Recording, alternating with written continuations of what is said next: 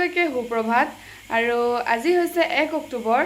আজি আমি গুৱাহাটীৰ পৰা ট্ৰেইনত উঠিম আৰু দুপৰীয়া প্ৰায় 2:30 মানত আমাৰ ট্ৰেইন আছে। তো আমি সবে উঠি ব্ৰাছ কৰিলোঁ, চাহ তাহ খালোঁ আৰু অলপ পাছতে আমি গা পা ধুই ভাত পানী খাই আকৌ ওলাবলৈ ষ্টাৰ্ট কৰিম। আপোনালোকক দেখাই থাকিম আমি কিমান সময়ত ঘৰৰ পৰা ওলাওঁ, কোনটো ষ্টেচনত উঠিম, সব ডিটেইলছ দি থাকিম। খালি আপোনালোকে ব্লগটো কণ্টিনিউৱাছলি চাই থাকিব। হেল্ল' আৰু এতিয়া বাজিছে 12:10 গৈছে আৰু আমি ঘৰৰ পৰা ওলালোঁ। এতিয়া যাম ষ্টেচন, দেখাই থাকিম আপোনালোকক। জেঠুৱে থৈ আহিব আমাক। হেঁচি বহি লৈছোঁ গাড়ীত, জাগা নোজোৰে আৰু গুৱাহাটীৰ ট্ৰেফিকৰ কথাটো সকলোৱে জানেই। 1 ঘণ্টাৰ বাট হ'লে 2-3 ঘণ্টাৰ আগে ঘৰৰ পৰা ওলাই আহিব লাগে, নহ'লে ট্ৰেইন মিছ হোৱাটো যে খাটাং আৰু দেই। আৰু এতিয়া 1:30 গৈছে আৰু আমি পালোহি কামাখ্যা জাংচন।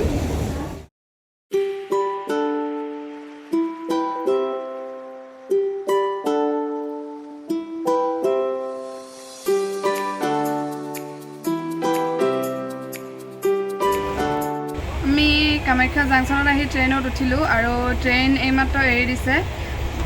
আমি এইখন ট্ৰেইনতে, মানে ট্ৰেইনখনৰ নাম হৈছে ব্ৰহ্মপুত্ৰ মেইল। এইখন ট্ৰেইনতে আমি অল্ড দিল্লীলৈকে যাম আৰু তাৰপাছত আমি আকৌ নতুন ট্ৰেইন ধৰিব লাগিব। ভগৱানৰ নাম লৈ আমি আমাৰ দীঘলীয়া যাত্ৰাটো আৰম্ভণি কৰিলোঁ। তো সবে আশীৰ্বাদ কৰিব আমি যাতে ভালে কুশলে গৈ ঘূৰি আহিব পাৰোঁ। ৰাতিৰ 8 বাজিল আৰু আমাৰ ভোক লাগিবলৈ ষ্টাৰ্ট হৈ গ'ল। ঘৰতে খাই অহা দুপৰীয়া। তো আমি ল'লোঁ বিৰিয়ানী আৰু খাই বৈ অলপ ৰেষ্ট ল'ম। মানে 1 অক্টোবৰৰ পৰা আমি আহি আছোঁ আৰু আজি হ'লগৈ 2 অক্টোবৰ আৰু এতিয়া বাজিছে 7:30 গৈছে আৰু কালিৰ পৰা আহি আছোঁ পোৱাগৈ নাই আৰু আজিও চাগে আমি নাপামগৈ। আমি অহা কাইলৈ মানে 3 অক্টোবৰৰ ৰাতিপুৱা 4:30 বজাত আমি পামগৈ অল্ড দিল্লী। প্ৰথমবাৰ ইমান লং জাৰ্ণি কৰিছোঁ, বহুত বেছি এক্সাইটমেণ্ট, বহুত বেছি জোচ, কি ক'ম আৰু বুজাব নোৱাৰোঁ আপোনালোকক। এনেকৈ আহি আছোঁ আৰু অভ্যাস নাই ক'তো এনেকৈ বহুত দূৰলৈকে যাব পৰা বা এনেকৈ গাড়ী চাড়ী উঠিব পৰা। নিজকে নিজে সাহস দিছোঁ, গৈ আছোঁ আৰু তেনেকৈ। তাৰপিছত এতিয়া উঠিলোঁ, ব্ৰাছ কৰিলোঁ আৰু এতিয়া আমি পাৰ হ'লোঁ বিহাৰৰ ভাগলপুৰ ষ্টেচন। তাৰপিছত নাজানো ক'ত কি এইবিলাক নাম হয়তো কিতাপে পত্ৰই শুনিছোঁ, নাজানো, এইবিলাক আহি পোৱা নাই। কি ষ্টেচন পাৰ হ'লোঁ, তো মোবাইলতে চাই আছোঁ আৰু সেয়াই আৰু। আমি দিল্লী পাই গ'লোহি আৰু এতিয়া বাজিছে ৰাতিপুৱা 6 আৰু বহুত বেছি এক্সাইটেড। ক'ৰ পাই গ'লোহি, কি ক'ম আৰু। 3 দিন একেৰাহে ট্ৰেইনত আহি আজি ফাইনেলি দিল্লী পাই গ'লোহি। এয়া দিল্লী ষ্টেচন। কি কৰা?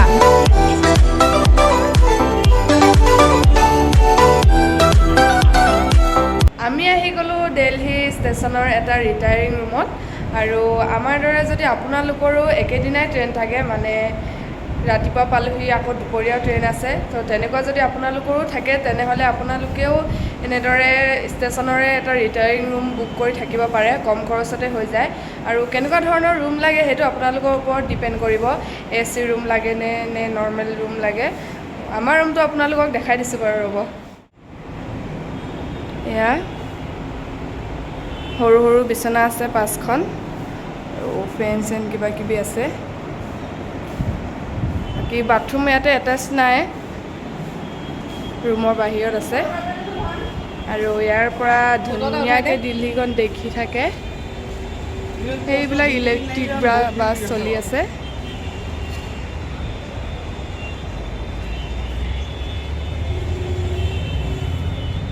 খুব ধুনীয়া ভিউ ৰাতিপুৱাৰ দিল্লী একদম। এয়া চাওক দিল্লীৰ ৰিক্সা ষ্টেণ্ড, পূৰা ৰিক্সা লাইন হৈ আছে, কি ধুনীয়া লাগিছে দেখি। আৰু এয়া চাওক আমাৰ ইণ্ডিয়াৰ ফ্লেগখন কিমান ধুনীয়াকৈ ওলাই আছে, ইমান ধুনীয়া ভিউ, কিমান যে ভাল লাগিছে। গা পা ধুই ৰুমৰ পৰা ওলালোঁ আৰু এতিয়া আমি অল্ড দিল্লী ষ্টেচনৰ পৰা যাম নিউ দিল্লী ষ্টেচন আৰু তাৰ পৰা আমাৰ 3:30 ট্ৰেইন আছে হৰিদ্বাৰলৈকে। তাৰপাছত কি হয় গম পাই থাকিব, চাই থাকিব। দিল্লী ট্ৰেফিক জামৰ কাৰণে আমি আমাৰ 3:30 ট্ৰেইনখন মিছ কৰি দিলোঁ আৰু এতিয়া আমি য'ৰ পৰা ষ্টেচন আহিছোঁ আকৌ তালৈকে ঘূৰি যাব লাগিব। তাতে আমি আকৌ টিকেট কাটিব লাগিব বাছৰ, আকৌ ঘূৰি যাওঁ আৰু একে জেগাত।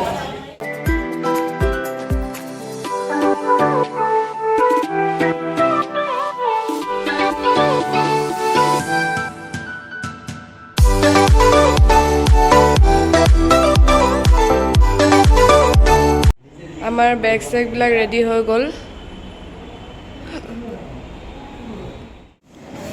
মই কৈছিলোঁ যে আমাৰ 3:30 ট্ৰেইনখন মিছ হৈ গ'ল আৰু তাৰপাছত আমি ঘূৰি আহি বাছৰ টিকেট কৰিলোঁ 9টা বজাত ৰাতি। তাৰপিছত আমি আকৌ গুচি আহিলোঁ ষ্টেচনৰ ৰিটায়াৰিং ৰুমটোত। তাতে অলপ ৰেষ্ট চেষ্ট ল'লোঁ আৰু এতিয়া 8টা বাজিলে ৰাতি।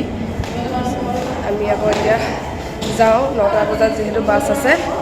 এইবাৰ আকৌ মিছ কৰিলে নহ'ব, আমি ঘৰলৈ ঘূৰি যাবলগীয়া অৱস্থা হ'ব যাব পাৰে। ওলাই আহিলোঁ। মোৰ গাটো বৰ এটা ভাল নহয়, জ্বৰ চৰ্দি কিবা কিবি হৈ আছে, সেইকাৰণে ভিডিঅ' চিডিঅ' কৰি থকা নাই, অলপ কৰিছোঁ আৰু আমাৰ যোৱাকালি ৰাতি 9টা বজাৰ বাছখন ৰাতি প্ৰায় 12মান বজাত ওলাইছে দিল্লীৰ পৰা আৰু আমি ৰাতিপুৱা প্ৰায় 5মান বজাত হৰিদ্বাৰ পালোঁহি আৰু এতিয়া বাজছে 5:30 ৰাতিপুৱাৰ আৰু আমি হৰিদ্বাৰৰ পৰা আহি বাছ ষ্টেচনত আহি ৰৈ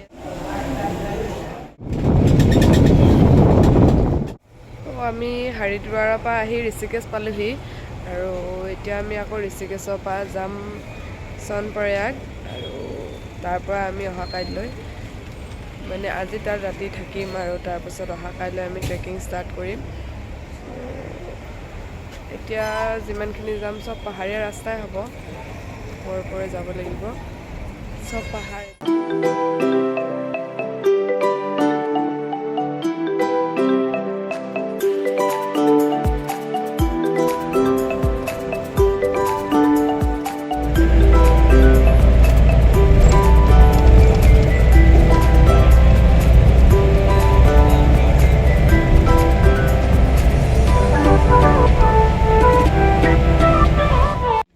গাড়ী জাম লাগি আছে, আগলৈ যাব পৰা নাই।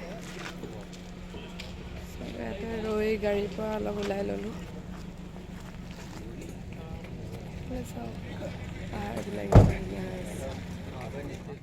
সেইবিলাক চাওক ৰাস্তাবিলাক কেনেকৈ আহি আছোঁ আমি পূৰা ঘূৰি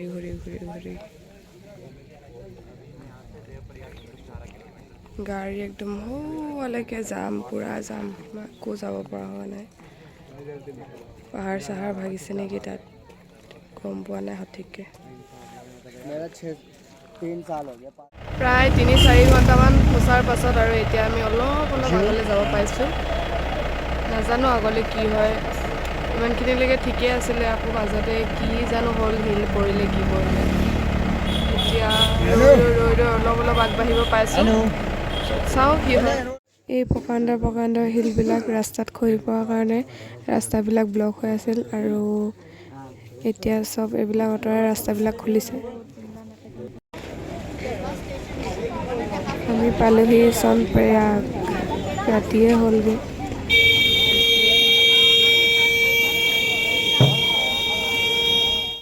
ফাইনেলি ৰাতিপুৱা 8 বজাৰ পৰা ঋষিকেশৰ পৰা আমি আহি ট্ৰাফিক জাম, এফালে পাহাৰ খহা এইবিলাক চব পাৰ কৰি এতিয়া ৰাতি 9টা বজাত আমি চনপ্ৰয়াগ পালোঁহি আৰু ইয়াতে আমি ৰুম ল'লোঁ।